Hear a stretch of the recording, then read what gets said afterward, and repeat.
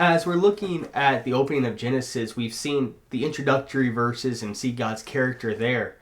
But picking up in verse 3 and seeing how God has created everything that there is, and it goes through the different days, we see some more attributes of who our God is. And so in Genesis 1, beginning in verse 3, the Word of God says, "And God said, let there be light, and there was light.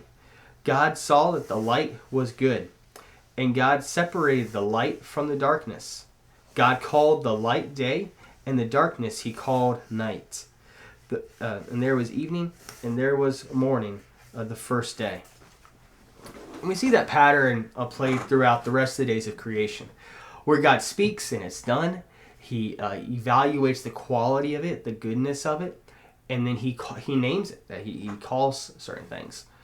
All three of those attributes of God speaking and it being done, God evaluating, and then God naming, all point to the fact that he has all authority. He is the one in authority.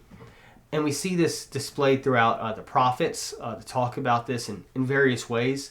For example, Daniel.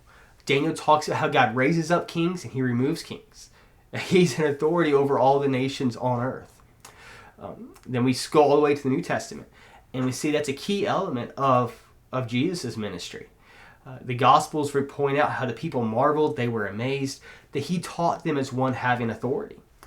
And it flows all the way through to some of the last words that Jesus spoke to the disciples there in Matthew 28 with the Great Commission. And we focus mostly on the fact that he says, go and make disciples. But he introduces that with this truth about himself. He says, all authority in heaven and on earth has been given to me.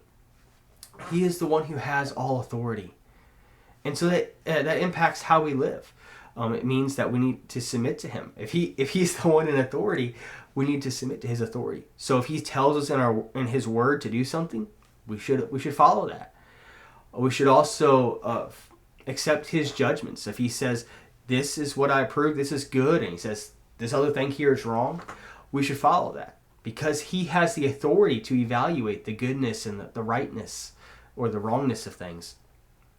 And then also recognizing that he has the authority to name what he has made, showing that it's his own. He's called us by name. We are his. And that one day we'll bear his name. Revelation talks about that, how we'll have his name on our foreheads as we are his forever, indwelling with him.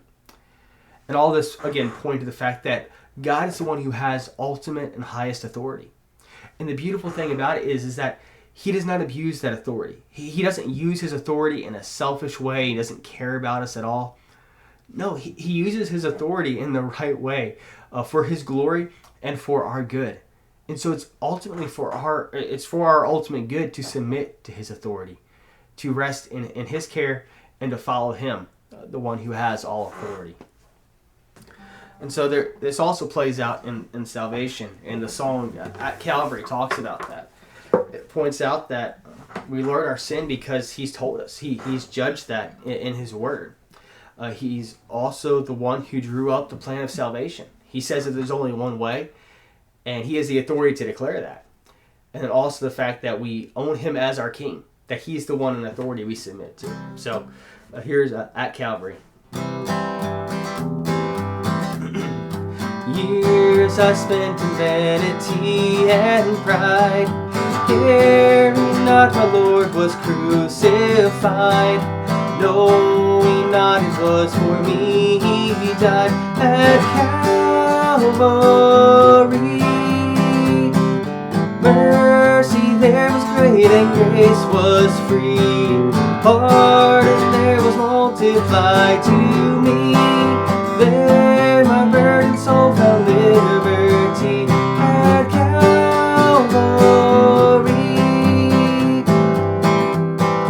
When at last by grace my sin I learned, then I trembled at the law I spurned, till my guilty soul imploring turned to Calvary.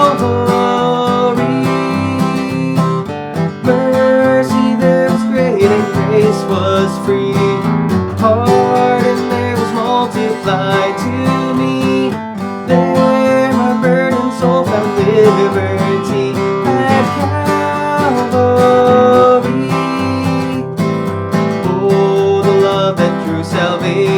Son's plan. Oh, the grace that brought it down to man. At Calvary, mercy there was great and grace was free. Pardon there was multiplied to me. There I found liberty at Calvary. Now I've given Jesus everything. Now I gladly own him as my king. Now my ransomed heart can only sing of Calvary. Mercy there was great and grace was free. Pardon there was multiplied to me. There my burdened heart found liberty at Calvary.